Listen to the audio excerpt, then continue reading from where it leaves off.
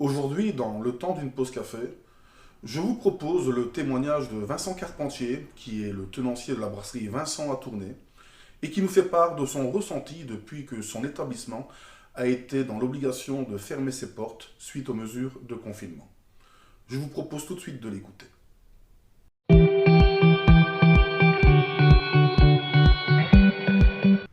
Je suis de le métier, 36 ans. Ici, je suis depuis 21 ans presque, moins les 6 mois qu'on nous empêche de travailler, oui, ça va. 36 ans de métier. Qu'est-ce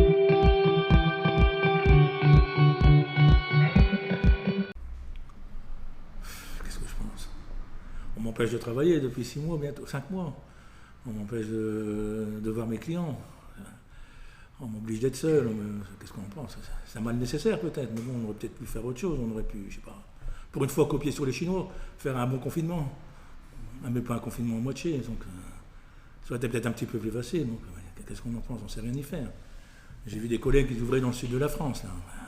Est-ce que c'est une solution d'ouvrir? Est-ce que c'est le risque de prendre des procès? Ça va. Enfin, moi, je m'en fous de prendre un procès, mais c'est mes clients, ils vont pas venir ils vont venir manger, prendre une prune à 250, c'est pas intéressant. Quoi. Donc, on sait rien faire, on doit attendre. C'est une catastrophe, quoi, ça. Financièrement et surtout moralement, quoi, parce que c'est le moral qui est le plus dur. On voit plus ses clients. Le café, c'est pas un restaurant, c'est pas qu'un endroit pour venir manger, boire un verre. Hein. C'est un lieu d'échange, c'est un lieu de.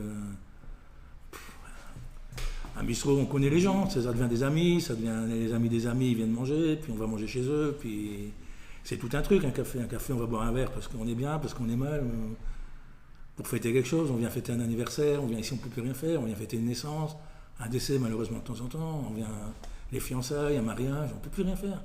Ça devient compliqué, et surtout pour moi.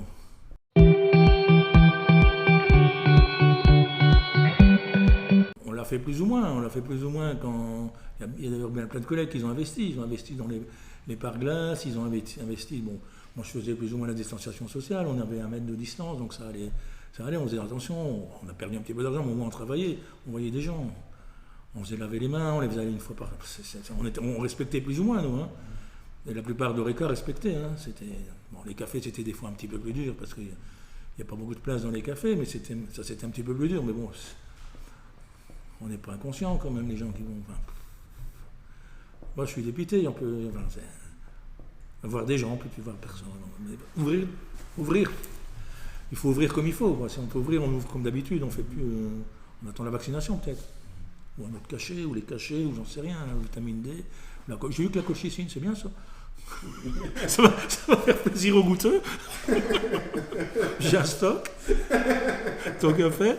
Ouais, pour les montrer aux clients. Bah ouais. Bon, ça a des effets secondaires, mais ça va. Ouais, bon, il faut faire quelque chose. On ne sait rien dire. Nous, on attend. Ouais. Ouvrir comme dans les conditions précédentes, ou. C'est compliqué.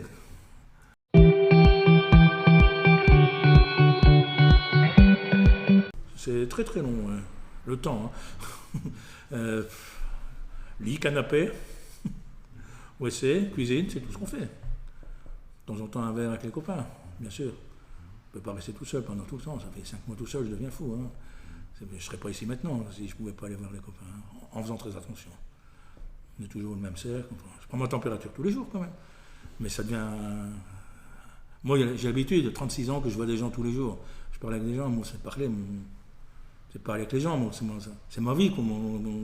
Parler avec les gens, c'est pas comme si j'étais dans un bureau, moi je vois des gens tous les jours, je voyais des gens tous les jours, bon je les engueulais de temps en temps, c'est pas grave, mais je les aimais bien mes clients. Et je vous dis, c'est même, à la rigueur c'est presque pas le financier qui est le plus important, c'est très important, mais le plus dur c'est l'isolement, on ne voit plus personne. C'est autre chose, un café, c'est un restaurant, c'est pas un restaurant, c'est une gargote, mais c'est le contact avec les gens, moi c'est ce qui me manque le plus. Quoi. On n'est pas obligé de s'embrasser non plus, hein, mais on peut parler aux gens, on peut. Et ça me manque.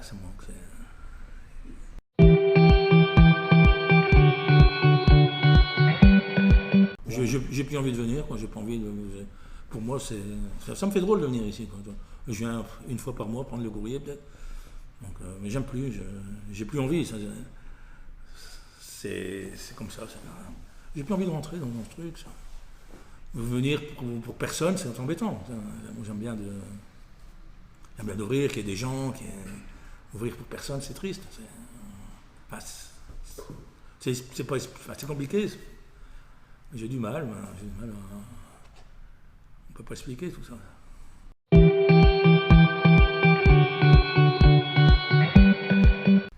L'avenir ici, wow, quand ça va rouvrir, les gens au début ça va très bien marcher. Ça va... Moi je prends mon cas personnel, on est couvert le midi. En fait, là, au début ça va marcher, on est couvert le midi, donc les gens ont pris des autres habitudes. C'est-à-dire qu'ils sont en télétravail, ça va continuer, le télétravail, quoi qu'il arrive, ça va continuer. Donc les gens, ils étaient dans leur bureau, ils venaient, on va manger chez Garpette, mon surnom c'est Garpette, on va manger chez Garpette, on vient en vitesse, on mange, on boit un verre. Mais ça, ils ont pris s'ils continuent en télétravail, ça va pas aller. Donc là, pour l'heure du midi, plein de personnes ont perdu de l'argent avec ce confinement. Donc quand ils vont avoir un petit peu d'argent, ils vont pas venir le midi, ils préfèrent aller en famille le week-end ou le soir avec leur famille. C'est normal d'aller au restaurant. Moi, ça va marcher le premier mois, après ça va. Je vois très mal parce que les gens ont d'autres habitudes. Il y a le télétravail, il y a perte d'argent,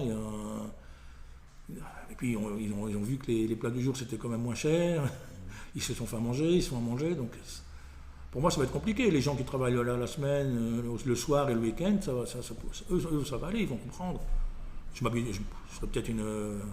J'ouvrirai peut-être un petit peu le week-end pour dire de récupérer un petit peu, mais surtout pour le personnel, parce que nous on s'en sort, mais le personnel qui travaille dans l'Horeca, eux c'est pire que nous, hein.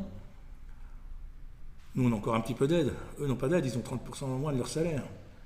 Et la moitié des gens qui travaillent dans l'Horeca, c'est des temps partiels. Ils n'ont plus d'heures supplémentaires. Enfin, heures supplémentaires, on sait ce que c'est, mais ils n'ont plus rien, quoi. Donc, ils perdent 70% de leur salaire qu'ils touchent. Hein. Pour eux, c'est difficile. Hein. Nous, on s'en sort. Enfin, on s'en sort. Je parle encore de moi. Moi, j'ai pas de loyer à payer, j'ai pas de charges, j'ai plus rien à payer. Donc, avec les aides, je m'en sors plus ou moins, mais je plains des collègues qui ont des gros loyers, qui ont des charges, qui ont plein de charges. Ils doivent avoir, et ça va compliquer, ça va faire quelques faillites, hein, je crois. Pour le moment, ils touchent les aides, donc ils ne disent rien, mais dès la reprise, après 2 mois, ça va claquer, là. C'est une catastrophe. Il n'y a pas que nous, hein, il y a nos fournisseurs. Les gens qui travaillent chez nos fournisseurs. C'est tout qui fait que ça va faire très mal. Moi, je m'en sortirai, je vous dis, j'ai pas de charge, donc ça va. Le peu que je travaillerai. Le principal, c'est voir des gens. Bon.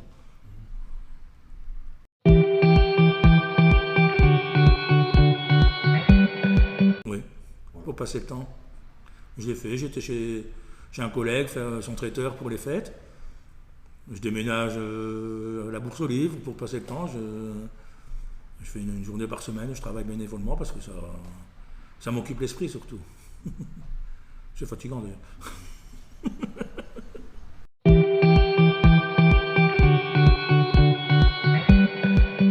La première chose que je vais faire, c'est d'abord m'acheter un nouveau canapé, des chaussons, des piles pour la télécommande. Ils vont être usés. Bon, après, je sais pas, je dirais, travailler un petit peu, mettre de l'argent de côté, partir en voyage.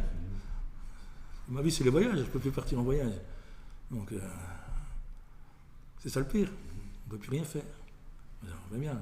Repartir en voyage, ça doit être chouette. En attendant, il faut retravailler. On va retravailler. Puis aller boire un verre avec les copains. Puis, en espérant qu'on puisse bientôt.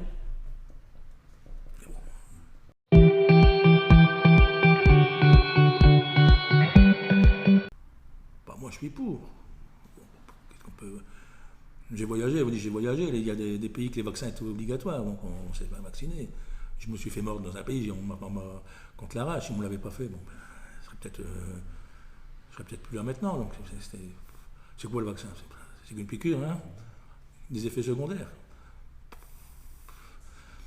C'est peut-être moins grave que de te retrouver intubé à l'hôpital, je crois. Hein?